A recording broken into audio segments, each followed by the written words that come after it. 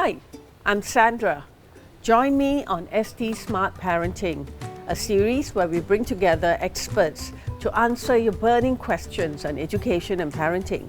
They will also give you expert advice on how to help your child thrive in school and life.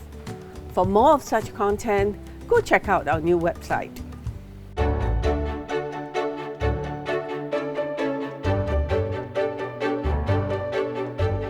So one of my favorite books is actually the translated series of Eric Carle books. So there's actually an English version of this. It's Brown Bear, what do you see? So in Mandarin it's 棕色的熊，棕色的熊，你在看什么? So over here, this book, it captivates our young readers, the age group of about 1 to 3-year-old, because of the bright illustrations, and it's very intriguing because this story is about the different colors of the animals, and every page actually introduces a new animal. So there are many ways that you can read this book. So one of it is you can read it using the text, talking about the colors. Another way that you can read it is you can sing as a song. So like 棕色的熊，棕色的熊，你看什么？我看见一只红色的鸟。This book is actually a translated series. It's actually the Busy Bear series that you can find in a lot of our Popular and Times bookstore. And over here, this is a Mandarin translated title. It's called 小熊很忙，快乐的假期. So it's about how this little bear goes on a holiday with their family. Yeah, it's a very relatable experience for children nowadays. This is actually a bilingual book. Every page has print in English and Mandarin, but English is right below.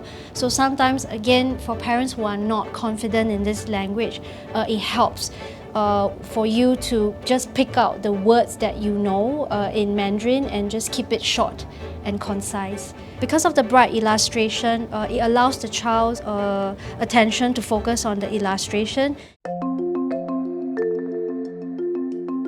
As we move on to the older years, your 4 to 6-year-old, their curiosity heightens. They want to know more about the facts, about the world. They want to learn. It's actually a good time to start expanding on their vocabulary bank. So I like to pick books that has a bit of more factual content. So this is a very good book. It's not a bilingual series. It's a series in Mandarin, but it's about animals. 小手转转动物世界. Yeah, so it gives you a very clear definition that this book is about the theme around animals.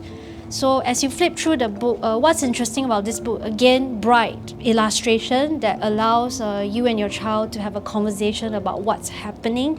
And actually there's a little interactive element here where there's a spin wheel, and as you spin the wheel, there will be key questions that the parent can ask the child. Like example, 谁是小鹿的妈妈? And you can ask the child, 你能把小鹿的妈妈找出来吗? 她在哪里? So then, you know, the child can point and start to talk about the different animals.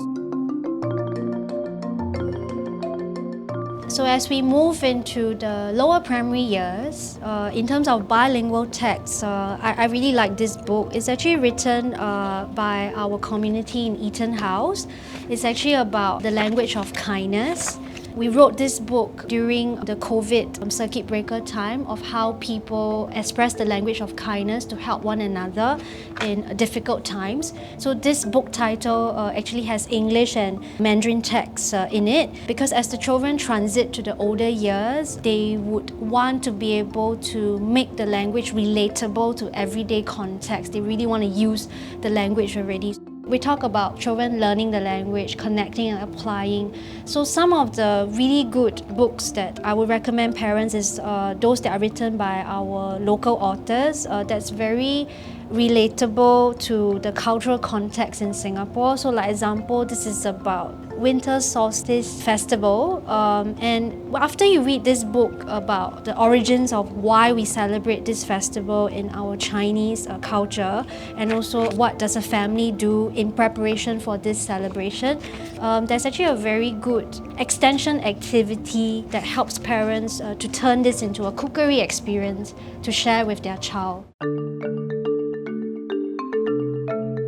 This last book is actually an interesting story about good character and values. It's about the hardworking bee. So something interesting about this book is that the beginning texts are in Mandarin, but there's actually an English text at the back that the parents can also read together with their child.